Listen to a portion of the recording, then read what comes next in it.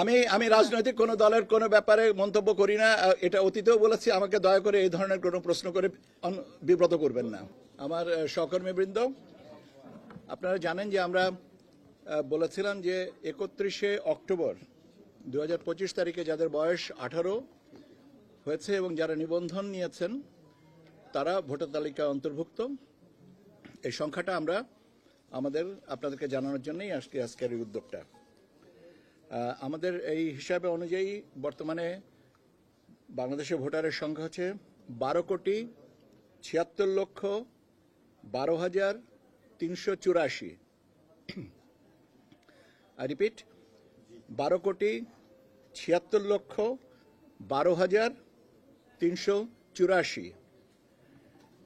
এর মধ্যে পুরুষ ভোটারের সংখ্যা হচ্ছে 6,47,60,382।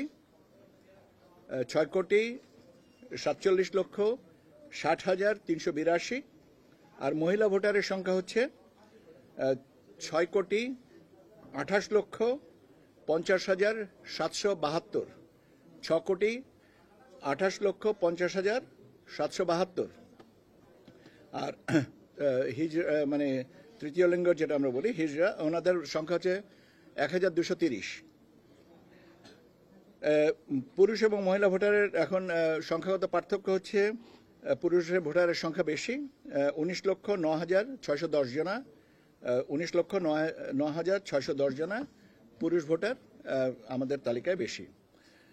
আপনারা এবং আমাদের চূড়ান্ত ভোটার তালিকায় আরও কিছু পরিবর্তন আসবে, সামান্য কিছু পরিবর্তন আসবে, কারণ আপনারা জানেন যে এগুলো এইটা লিস্ট হ্যাং করে দেওয়া হবে এবং সেখানে দাবি আপত্তি সংশোধন বিয়োজন এই সমস্ত বিষয়গুলো যখন আসবে তারপরে আমরা এটা ফাইনাল অবস্থানে আসতে পারবো।